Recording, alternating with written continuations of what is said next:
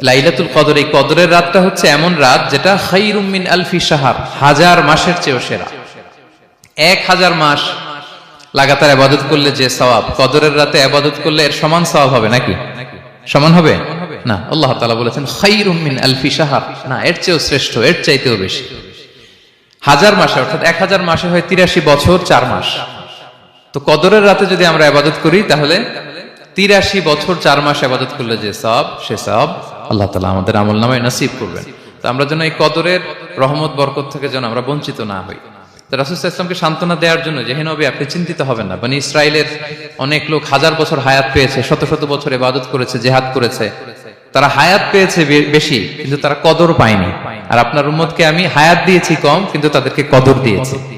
সুবহানাল্লাহি বিহামদি, লাইলাতুল কদর দিয়েছি, যে কদরের রাত 1000 মাসের চেয়েও সেরা। তো এই কদরের রাতকে আবার লাইলাতুল মুবারাকাও বলা হয়েছে। ইন্না আনজালনাহু ফি লাইলাতিন মুবারাকা, এটা বরকতময় রাত। ফিহা ইউফরাকু কুল্লু আমরিন হাকিম, সব বিজ্ঞচিত প্রাজ্ঞচিত বিষয়ের ফয়সালা হয়। এটা বেসিক্যালি একটা বাজেট রাত বলা যায়। এ রাতে আগামী 1 বছরে আমাদের কি ঘটবে না ঘটবে আল্লাহ তাআলা এটার বাজেট করেন, এটাকে রিভাইজ করেন। সো এই রাতটা অনেক গুরুত্বপূর্ণ। তো এই কদরের রাত, এটা কবে?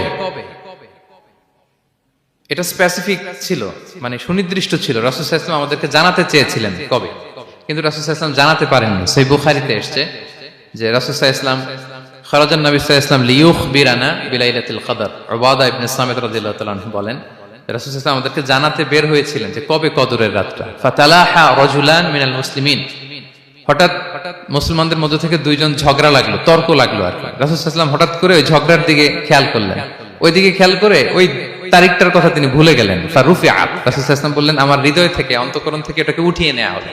এখন আমি মনেই করতে পারছি না এটা কি 23 না 25 না 27 না 29, আমি মনে করতে পারছি না। এজন্য রাসূল সাল্লাল্লাহু আলাইহি ওয়াসাল্লাম বলেছেন যে তবে আমি এতটুকু মনে করতে পারছি, ফালতামিসুহা ফিল আশরিল আওয়াখিরি ফিল বিত্রি, রমাদানের শেষ দশকের বেজর রাত্রিগুলোতে তোমরা কদর তালাশ করো। বেজর রাতে যদি তোমরা কদর তালাশ করো তাহলে এই কদর সুনিশ্চিতভাবে তোমরা পাবে। তো এই জন্য স্কলাররা সবসময় বলেন যে লাস্ট 10 days অফ রমাদান খুব গুরুত্বপূর্ণ, সবচেয়ে the cream time of Ramadan. I repeat, এটা রমাদানের একেবারে মাহেন্দ্রক্ষণ। এই 10 দিনের যে কোনো 10 রাতের যে কোনো রাত কদর হয়ে যেতে পারে, বিশেষ করে অড নাইটস গুলো 21, 23, 25, 27 এবং 29, যে কোনো দিন হয়ে যেতে পারে কদর। সো বুদ্ধিমানের কাজ হচ্ছে আমরা যেন রমাদানের শেষ 10 রাতে লাগাতার একইভাবে একই স্পিডে আমরা যেন ইবাদত করি। কোন রাতে বেশি করলাম, হয়তো 27 রাতে আমি খুব ভাব গাম্ভীর্য